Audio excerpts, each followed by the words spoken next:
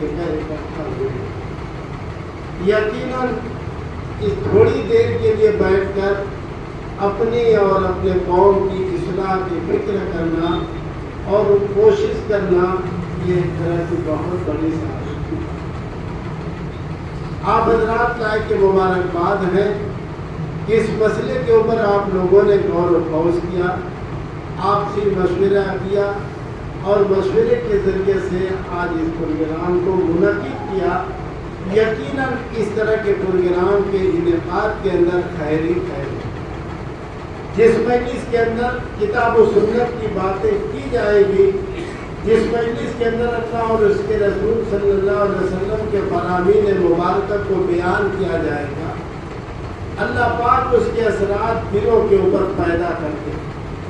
انسان کے بس کی بات نہیں ہے کہ کسی کے دل میں اتر جائے میری بات، لیکن اللہ رب العزت دلوں کے اندر کتاب و سنت کی عظمت کو اتارتے ہیں اور پھر انسان اس کے ذریعے سے اپنے اعمال کی اور اپنی زندگیوں کے اندر تبدیلیوں کو پیدا کرتے ہیں۔ اس لیے یقیناً آپ حضرات لائق مبارکباد کہ اتنے لوگوں کے سننے کے لیے کتاب و سنت کے نام پر اجتماع آپ لوگوں نے منعقد کیا، اور میں یہ کہوں گا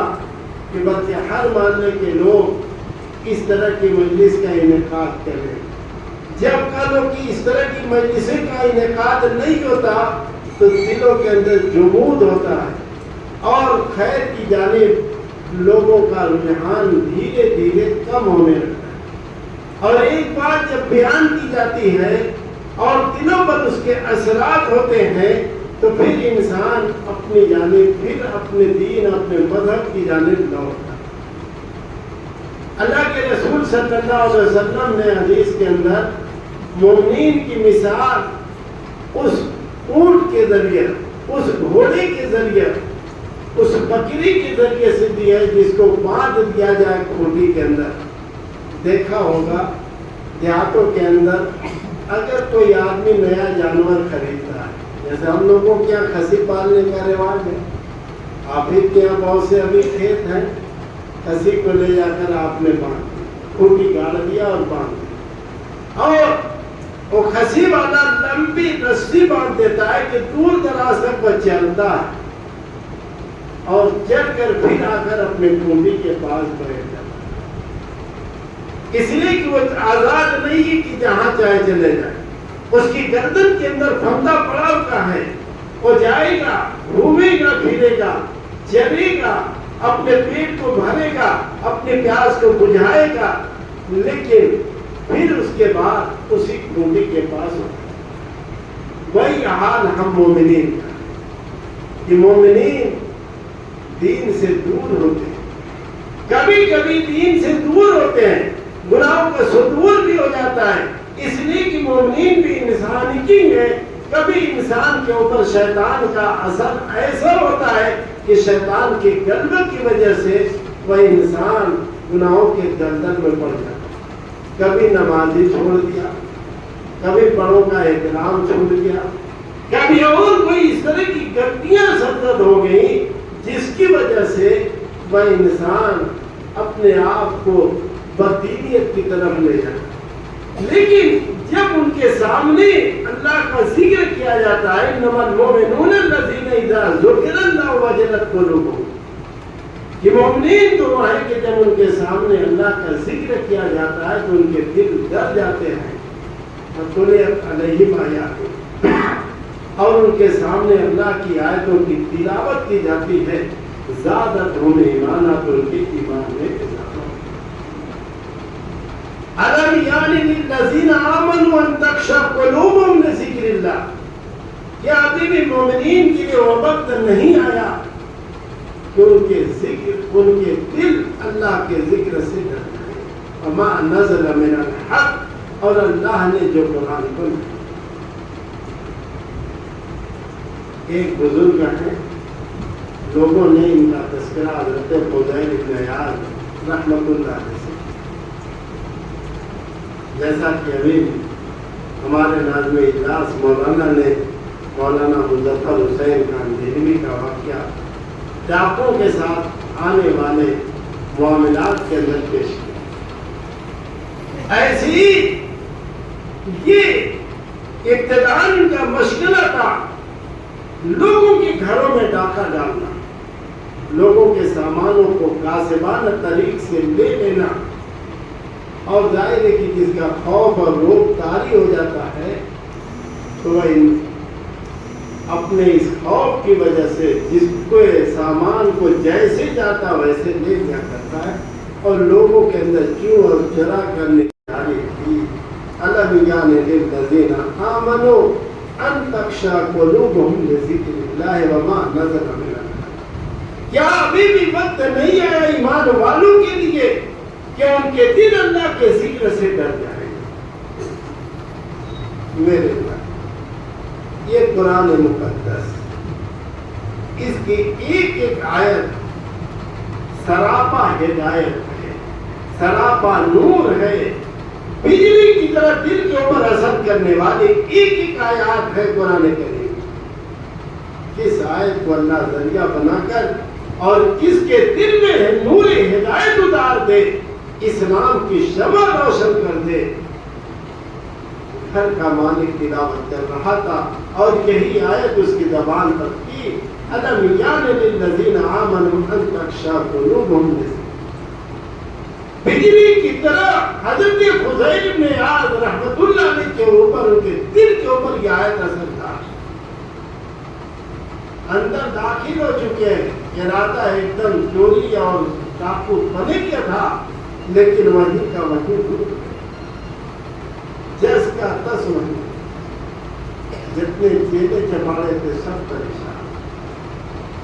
سب پریشان کہ آخر آج ہمارے آقا کو کیا ہو گیا، کوئی نہ حرکت کر رہے ہیں اور نہ کسی کو حکم دے رہے ہیں کہ تم۔ اس کے بعد انہوں نے کہا یہاں سے چلے،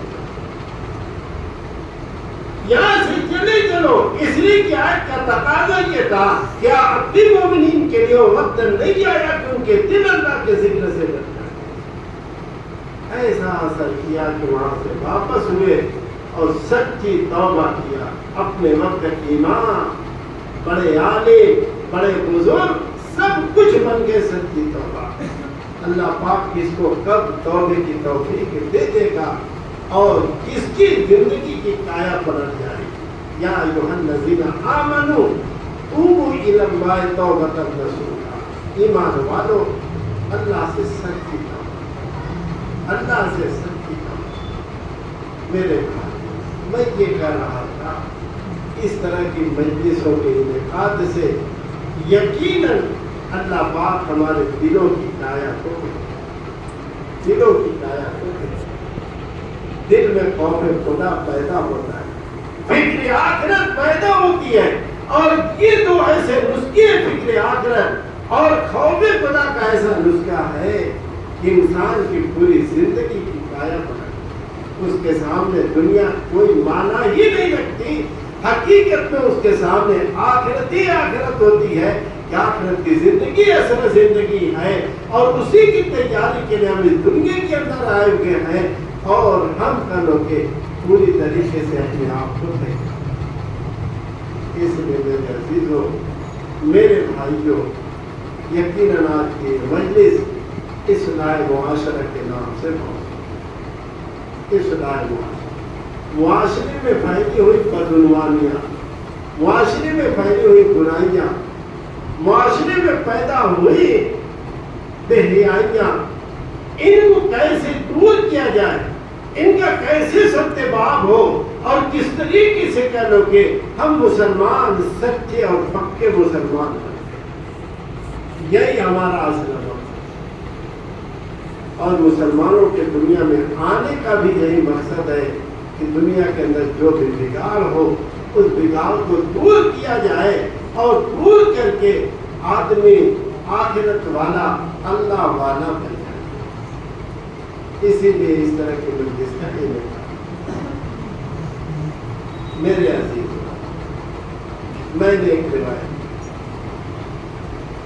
سیدنا معاذ بن جبل رضی اللہ تعالیٰ عنہ حدیث کے نام، بڑے اونچی درجے کے صحابہ، بہت اونچے درجے، اللہ کے رسول صلی اللہ علیہ وسلم جب کہیں جانا ہوتا حضرت معاذ بن جبل کو اپنی سواری پر پیچھے بیٹھا، آپ ارشاد فرماتے معاذ یا معاذ، آپ کہتے لبیک و سعدیک یا رسول اللہ، اے اللہ کے رسول حکم فرمائیے، خادم حاضر ہے۔ اتنا قلبی لگاؤ تھا معاذ بن جبل کا اللہ کے رسول صلی اللہ علیہ وسلم سے اور اللہ کے رسول کا حضرت معاذ سے۔ پھر تھوڑی دور چلتے کرتے یا معاذ، پھر یہ فرماتے لبیک و سعدیک یا رسول اللہ۔ حضرت معاذ بن جبل رضی اللہ عنہ بڑا سا ان کا تذکرہ کرتے ہیں۔ اللہ کے رسول صلی اللہ علیہ وسلم نے جن کو یمن کا گورنر اور جب گورنر بنایا اور بنا کر ان کو یمن کے لیے رخصت کرنے آئے، آپ علیہ السلام حضرت معاذ کے ساتھ ساتھ چل رہے ہیں۔ سیدنا معاذ بن جبل اپنی سواری پر اپنے گدھے پر سوار ہیں۔ اللہ کے رسول پیار و محبت کی جھڑی لگانے کے لیے پیادہ پا حضرت معاذ کو نصیحت کرتے ہیں۔ بہت سی گفتگو کی، بے شمار حدیثیں اس کے متعلق، کسی میں کوئی نصیحت کیا کی۔ یہاں تک کہ جب مدینے کے حدود سے باہر حضرت معاذ کی سواری پہنچی ہے اور مدینے سے باہر اب جا رہے ہیں، آپ علیہ السلام نے کہا شاید معاذ آئندہ سال جب تو مدینے کے اندر آئے گا تیرا گزر میری مسجد اور میری قبر کے پاس ہے۔ شاید معاذ جب تو آئندہ سال مدینے کے اندر آئے گا تو میری مسجد اور میری قبر کے پاس ہے۔ یہ کہنا تھا کہ حضرت معاذ بن جبل رضی اللہ تعالیٰ عنہ کی آنکھوں سے آنسو کے دھاروں کے گرنے لگے۔ یہ اللہ کے رسول کی آخری ملاقات ہے۔ اب یہ آنکھیں دیدار نبوی کے لیے ترس جائیں گی، یہ کان کلمات نبوی کے لیے ترس جائیں گے سننے کے لیے۔ ایک دم گھبرا کر ڈھونڈ ڈھونڈ کر حضرت معاذ بن جبل رضی اللہ عنہ، اللہ کے رسول صلی اللہ علیہ وسلم نے جب حضرت معاذ کی اس کیفیت کو دیکھا تو رخ انور آپ نے مدینے کی جانب، اب آپ نے ارشاد فرمایا ان اول الناس بی المتقون من کانوا حیث، ان اول الناس بی المتقون، کہ لوگوں میں سب سے زیادہ قرب کل قیامت میں میرا اگر کسی کو حاصل ہوگا تو وہی آدمی ہوگا جو پرہیزگار۔ المتقون من کانوا، جو بھی ہو، وہ حیث کانوا، جہاں بھی ہو، دنیا کی کسی سرزمین کا رہنے والا، دنیا کے کسی خطے میں رہنے والا، کسی قوم اور برادری کا رہنے والا، اگر اس کے دل کے اندر اللہ کا خوف اور فکری آخرت ہے تو کل قیامت میں اللہ کے رسول کا سب سے زیادہ قرب اسی کو۔ آپ نے یہ آخری نصیحت سیدنا معاذ بن جبل کو فرمائی۔ آپ مدینے کی جانب چلے آئے، معاذ چلے گئے یمن۔ میں یہ کہہ رہا تھا حضرت معاذ بن جبل رضی اللہ تعالیٰ عنہ ارشاد اوصانی رسول اللہ صلی اللہ علیہ وسلم بعشر کلمات، اللہ کے رسول صلی اللہ علیہ وسلم نے مجھ کو 10 کلموں کی نصیحت فرمائی، 10 چیزوں کا حکم۔ سب سے پہلی چیز آپ نے ارشاد فرمایا لا تشرک باللہ شیئا وان کنت تعلم۔ معاذ ایک بات یاد کر، ہم اپنی زبان میں کہتے ہیں یاد ہے، اللہ کی ذات کے ساتھ اور اسی حکم میں اللہ کی صفات کے ساتھ کسی کو شریک نہ کرنا۔ اگر تمہیں قتل کر دیا جائے یا تمہیں زندہ جلا دیا جائے تب بھی معاذ تم اللہ کے ساتھ کسی کو شریک نہ کرنا۔ یہ اللہ کے رسول صلی اللہ علیہ وسلم نے سیدنا معاذ بن جبل رضی اللہ تعالیٰ عنہ کو جو وصیت فرمائی، اس وصیت میں سب سے پہلے ایمان کی مضبوطی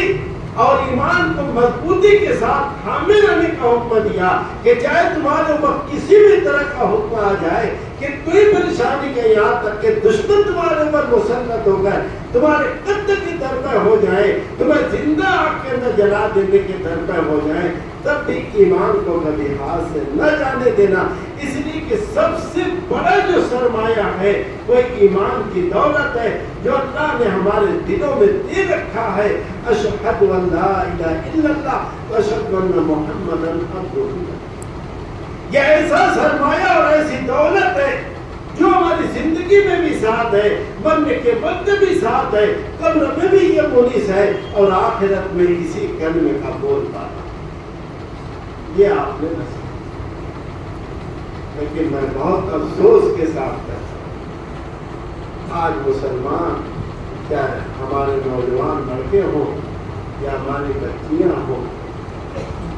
دنیاوی منفعت کے پیش نظر ایمان کا سودا بڑی آسانی کے ساتھ ہمارے ہندوستان کے اندر خصوصاً، اور دوسرے ملک کے حالات ہم کو کیا معلوم، لیکن جو ان کی RSS کی پلانی ہے، ان کی لڑکیوں کو پھنسا کر ان کو مرتد کرو اور اپنے عشق کے جال میں پھنسا کر ان کے ایمان کو چھین لینے کی کوشش۔ کتنی لڑکیاں جڑ گئی ان کے عشق، اپنے ایمان کا سودا کر رہے، نہ تو اپنے باپ و دادا کی ناموری کا اور نہ اپنے خاندان کی پرواہ کیا ان کی عزت و آبرو کا، اور دنیاوی منفعت اور غرض کے پیش نظر ایمان سے ظاہر ہے کہ جو مسلمان گھروں میں پیدا ہونے والی، جو مسلمان گھروں میں پیدا ہونے والی، جس کا پورا خاندان مسلمانوں میں کا، جس کا ہر کچھ مسلمان میں کا، جس کے باپ و دادا نے اس کی پرورش کے اندر کتنی انتھک کوشش کر کے ہر چیز کو ساتھ اس کو نوازا، آج بڑی آسانی کے ساتھ ایمان کر سکتا۔ اس لیے میرے ہمیشہ اپنے گھروں کے اندر اپنے بچے اور بچیوں کے سامنے دین کا تذکرہ، گھر کے جو ذمہ دار ہیں، بڑے باپ ہیں، بھائی ہیں،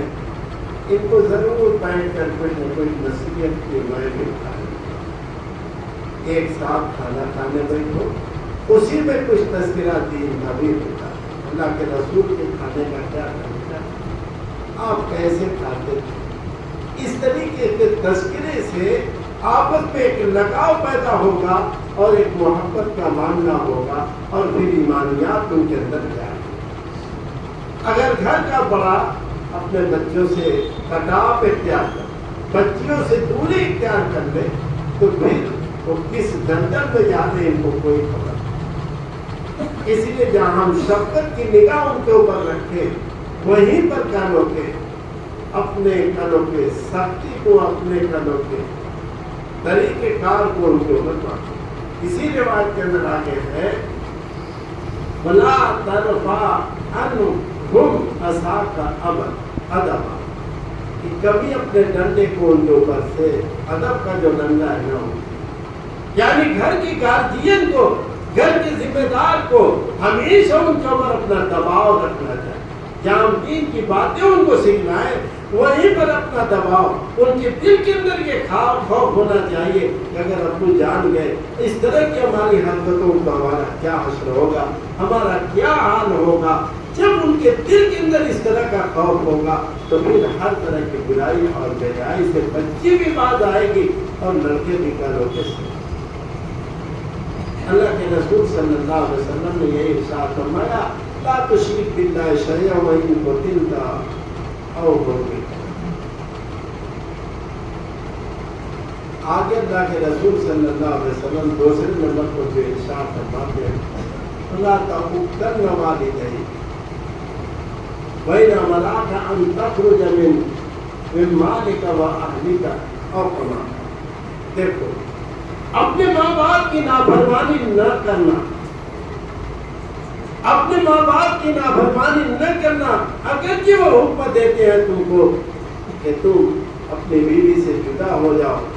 اپنے مال و دولت سے دستبردار ہو جاؤ، اپنے اہل و عیال سے الگ ہو جاؤ، تب بھی تم ان کی نافرمانی نہ کرنا۔ یہ اللہ کے رسول صلی اللہ علیہ وسلم والدین کی عظمت کے بارے میں ارشاد قضا ربک الا تعبدوا الا اياه وبالوالدین احسانا۔ اللہ نے یہ فیصلہ کیا کہ جب بھی تم کو عبادت کرنا ہو تو اللہ ہی کی عبادت کرنا، کبھی غیر اللہ کی طرف رخ نہ کرنا، کبھی ان کی جانب کرو کی نگاہ نہ اٹھانا۔ ہمیشہ عبادت کے لائق اگر کوئی ذات ہے، ایک ہی ذات ہے، وہ اللہ پاک کی ذات ہے، جس نے آسمان بنایا، جس نے زمین بنایا، جس نے یہ شجر اور حجر بنائے، جس نے کائنات کے ذرے ذرے بنائے، جس نے ہم کو اور آپ کو پیدا کیا، ورنہ ہم کیسے پیدا ہوتے اور کیسے ہمارا بنے۔ قضا ربک الا تعبدوا الا اياه وبالوالدین احسانا، اور اپنے والدین کے ساتھ حدیث کی کتابوں کے اندر ایک واقعہ آتا ہے، ایک مرتبہ 3 آدمی بنی اسرائیل کا واقعہ امم صاحب کہیں جا رہے ہیں، اتفاق کی بات کی بارش آ گئی، راستے میں جیسے دیکھا ہوگا آدمی جب بازار یا کہیں جاتا رہتا اور بارش ہونے لگتی تو پھر چھتری نہیں ہوتی تو کبھی اس بالٹی کے نیچے کبھی اس دکان میں آدمی اپنا ٹھکانا۔ یہ 3 آدمی جا رہے تھے اور اتفاق کی بات راستے میں بارش ہونے لگی، جلدی سے بغل میں پہاڑ کے اندر ایک گھو تھی، اسی کے اندر یہ لوگ داخل ہوئے۔ اب داخل ہوتے ہی اوپر سے ایک بڑی چٹان پتھر کی ٹوٹ کے گری ہے اور اس کا منہ جس سے داخل ہوئے تھے بند ہے۔ اتنا زبردست اس دہانے کا منہ بند ہو گیا کہ کسی طریقے سے آکسیجن ملنا بھی مشکل، اور جنگل اور بیابان تھا، کوئی راہی بھی نہیں گزرنے والا کہ تمہاری فریاد کو یا تمہاری چلاہٹ کو یا تمہاری آواز کو سن۔ اب جو 3 آدمی تھے ان لوگوں نے کہا اپنے اپنے نیک اعمال میں اپنے اپنے نیک اعمال میں غور کرو، جو تم نے خالص لوجہ اللہ، اللہ کی رضا کے لیے جو تم نے کیا ہو اسی کے واسطے اللہ سے دعا۔ دعا ایک ایسی چیز ہے کہ بڑی سے بڑی مصیبت بھی ٹل جاتی ہے، اس لیے کہ ہر چیز قدرت کے قبضے قدرت کے اندر ہے، اللہ ہی کے قبضے۔ اللہ جس چیز کو جب چاہے جیسے چاہے کر سکتا ہے، اللہ کی ذات ہر چیز پر غالب ہے۔ ان میں سے ایک آدمی بول پڑا کہ اللہ تو جانتا ہے میرے بھوکے والے ہیں اور میرے پاس بکریاں تھیں، اسی کو میں چلاتا، اسی دودھ سے اپنے والدین کی بھی پرورش کرتا، اپنے بیوی بچوں کی بھی پرورش، اس کے علاوہ میرے پاس کوئی کاروبار نہیں۔ اتفاق کے روزانہ میں اپنی بکریوں کو لے کر آتا اور اس کا دودھ کرو کے دھوتا، میں نے اپنے ماں باپ کو دودھ پلاتا اور پھر اپنے بیوی اور بچوں کو میں دودھ پلاتا۔ اتفاق کی بات کہ ایک روز میں اپنی بکریوں کو چراتے ہوئے بہت دور نکل گیا، نہ ابھی شجر درخت ہے، مجھ کو بہت دور تک لے گئے، یہاں تک کہ لوٹتے ہوئے کافی رات کا حصہ گزر۔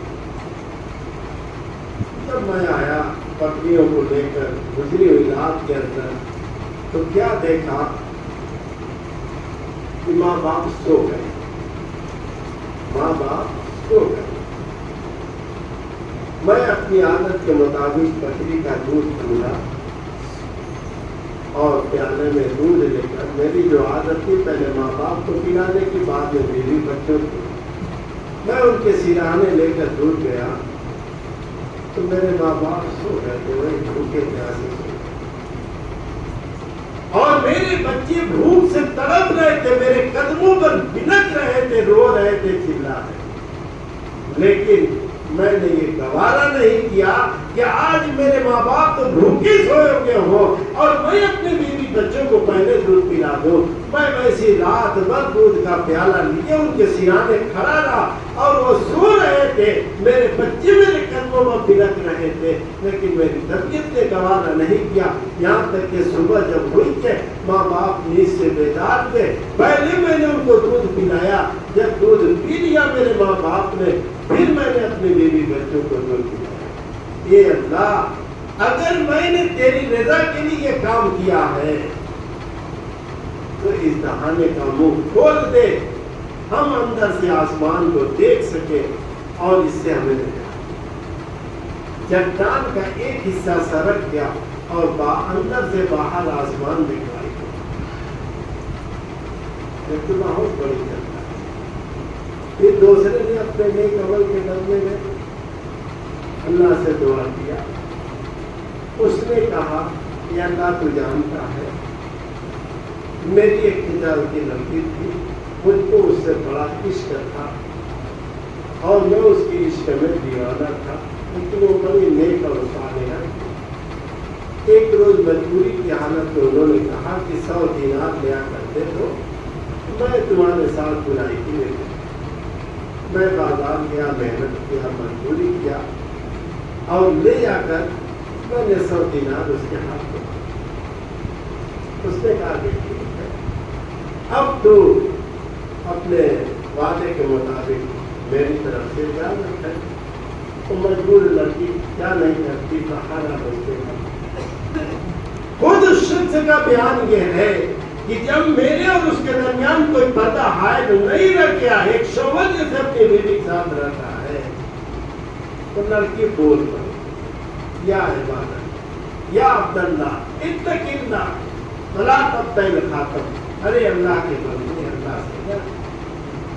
تو اس مہر کو مت توڑ، میں کسی اور کی امانت ہوں، تیرے لیے جائز نہیں ہے۔ آج مجبوری کی حالت میں نے تجھ کو اجازت دی تھی کہ اللہ تیرا نام بیچ میں آیا اور میں وہیں کا وہیں اٹھ گیا، برسوں کی محبت میں نے قربان کر دی تیرے نام کے سامنے، اس لیے کہ اس کی زبان سے نکلا یا عبداللہ اتق اللہ، اے اللہ کے بندے تو اللہ کہ اللہ کا تیری رضا کے لیے میں نے یہ کام کیا اور اپنے آپ کو برائی سے بچا لیا، تو مجھ کو اس چٹان سے نجات دے دے۔ اس کا ایک حصہ اور سرک گیا، 2 حصہ کھل گیا، ایک حصہ تیسرا بول،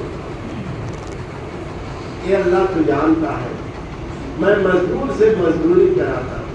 گیہوں اور چاول وغیرہ کی لیتا، اتفاق سے میں نے ایک مزدور سے کام کرایا اور شام کے وقت وہ مزدوری لینے کے لیے آیا، جو مزدوری طے ہوتی، جیسے ہمارے یہاں بھی طے ہے کہ شام ہوگی کتنی مزدوری، تو وہ 450 روپئے ملے۔ وہ آیا، میں نے چاول کی مقدار دیا، وہ ناراض ہو گیا اور چھوڑ چاول۔ اب میں امانت کے طور پر اس کو میں کھیتوں میں بولتا رہا، پیداوار ہوتی ہے اس کو بیچتا رہا، میں نے بیل خریدا، مزدور خریدا، سب کچھ اس سے جمع کیا۔ ایک زمانے کے بعد آیا اور کہا کہ ابے اللہ کے بندے میری مزدوری تو دے۔ میں نے کہا کہ جاؤ، یہ بیل ہے، یہ اس کا چرانے والا خادم ہے اور یہ سارا سامان سب لے کر چلے جاؤ تمہارا۔ وہ کہتا ہے تم مجھ سے مذاق مت کر، میری مزدوری تو دے۔ بھائی سب تیرا ہی ہے، میرا نہیں ہے، کہ اللہ کے میں نے تیری رضا کے لیے کیا۔ وہ اٹھا اور لے کر چلا گیا کہ اللہ تو اس مصیبت سے نجات دے دے۔ تو ایک دم چٹان ہٹ گئی، جیسے پہلے کھلا ہوا راستہ تھا ویسے کھل گیا۔ اس لیے میرے بھائیوں، بات یہ ہو رہی تھی، بناتا ہوں کل والدین، اپنے والدین کی نافرمانی نہ کرنا۔ اگر یہ تم کو کرو کہ بیوی اور بچے سے دور رہنے کا حکم ہے، تب سے چھوڑ دو، یہی بات عشاء کا وقت ہو جائے گا۔ آج اللہ کے رسول صلی اللہ علیہ وسلم ارشاد فرماتے ہیں فَلَا تَتْرُكَنَّ صَلَاةً مَكْتُوبَةً مُتَعَمِّدًا فَإِنَّ مَنْ تَرَكَ صَلَاةً مَكْتُوبَةً مُتَعَمِّدًا فَقَدْ بَرِئَتْ مِنْهُ ذِمَّةُ اللَّهِ۔ دیکھو، فرض نماز کبھی جان بوجھ کے مت کرو۔ اللہ کے رسول تاکید کے سیگی کے ساتھ ارشاد فرما رہے ہیں فَلَا تَتْرُكَنَّ کہ ہرگز مت چھوڑنا فرض نماز کو جان بوجھ کر۔ اس لیے کہ جو فرض نماز کو جان بوجھ کر چھوڑ دیتا ہے اس سے اللہ کا ذمہ بری ہوگا۔ کس گڈھے میں گرے گا، کس حالت میں وہ مرے گا، کون سے دفتر میں جا کر پھنسے گا، اس سے اللہ بالکل میرے بھائی اور خصوصاً میرے نوجوانوں، آج ہم اپنا جائزہ نماز سے کتنی سستی۔ ابھی چند دن پہلے رمضان المبارک کا مہینہ، ساری مسجدیں تنگ تھیں کہ نہیں؟ ساری مسجدیں تنگ تھیں۔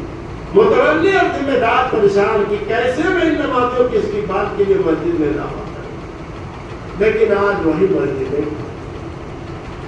بتاؤ ہم کیسے فالو کرنا ہو، کیسے کامیابی ہو۔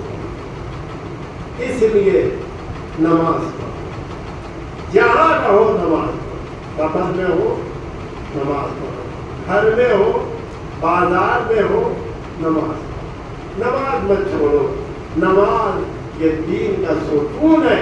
نمازی میں دنیا اور آخرت کی بھلائی ہے، نمازی میں ایک انسان کی مضبوط ایمان کی پہچان ہے۔ ایک مومن بندہ جب نماز ادا کرتا ہے،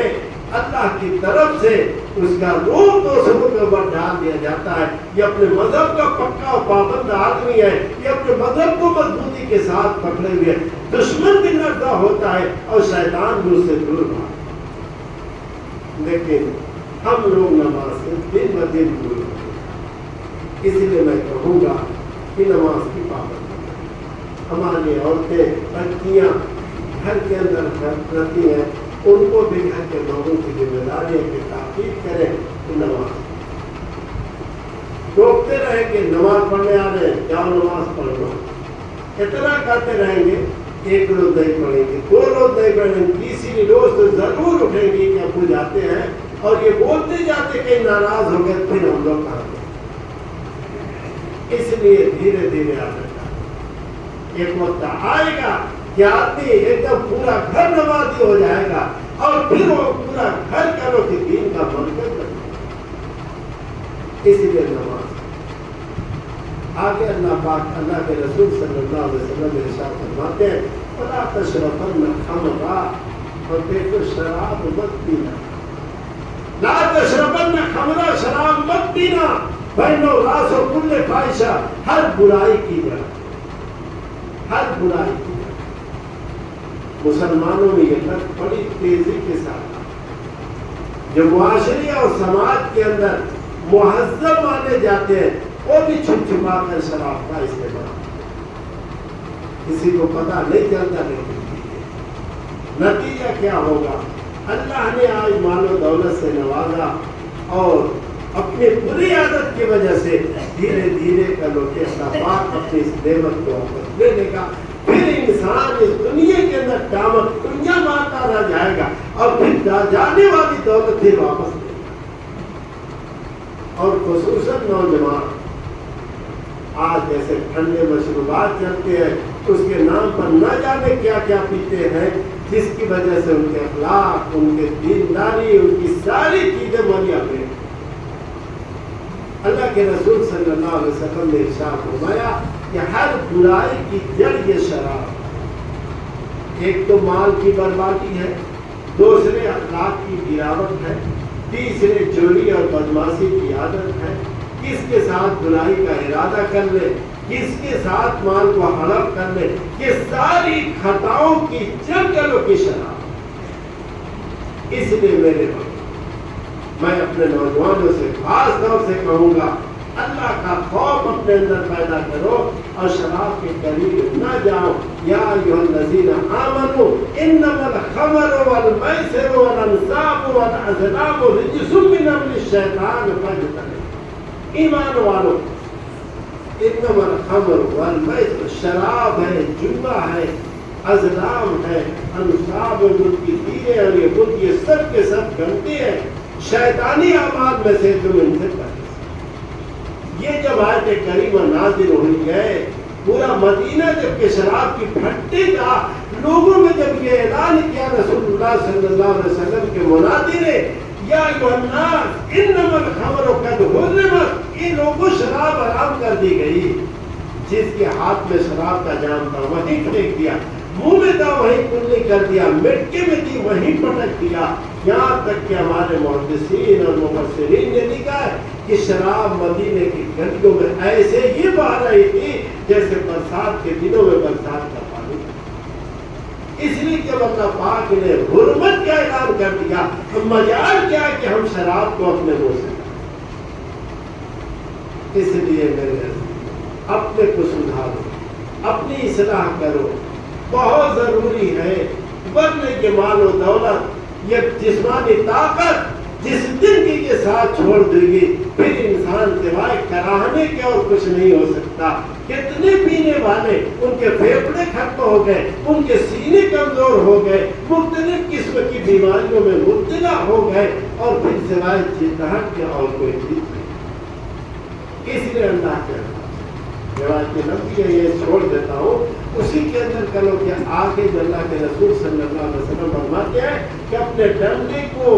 اپنی اولاد سے کبھی ہٹانا نہیں، بلکہ ہمیشہ اپنا دباؤ رکھنا، یعنی اس بات کا خوف ہو کہ اگر مجھ سے غلطی ہوئی تو ابا محترم پکڑ کریں گے، بھائی ہمارے بڑے، پھر ہم کو جینے نہیں دیں گے، پہلی صورت میں وہ اپنے آپ کو صحیح رکھیں گے۔ تو آخر اللہ اور اللہ کے معاملے میں ہمیشہ ان کو ڈراتے رہنا، ہمیشہ اللہ کے عذاب سے، اللہ کی پکڑ سے، اللہ کے خوف سے اپنی اولادوں کو ڈراتے رہنا، جیسا کہ ناظم اجلاس نے کہا تھا، یا انفسکم واہلیکم نار، اپنے کو بھی بچاؤ، اپنے اولاد کو بھی جنت جاؤ۔ وقودھا الناس والحجارہ، جس کے ایندھن لوگ اور وقودھا الناس والحجارہ، لوگ اور پتھر جس کے ایندھن ہوں گے، اس آگ میں۔ چلو بات کرو، روایت کا آج کا ترجمہ کر دو۔ اللہ کے رسول کیا جنازہ ہے؟ 8 بجے سادہ ترجمہ سن لو، اس کے بعد وَسَارِعُوا إِلَىٰ مَغْفِرَةٍ مِّن رَّبِّكُمْ وَجَنَّةٍ عَرْضُهَا السَّمَاوَاتُ وَالْأَرْضُ، ان لوگوں کو دوڑو اپنے رب کی مغفرت، دوڑو اپنے رب کی مغفرت کی جانب۔ اللہ کی جانب سے اعلان ہوتا ہے کوئی مغفرت کا جانے والا کی مغفرت، وَجَنَّةٍ، اور ایسی جنت کی حصولیابی کی طرف دوڑو، عرضُهَا السَّمَاوَاتُ وَالْأَرْضُ، جس کی چوڑائی تو زمین و آسمان کے برابر۔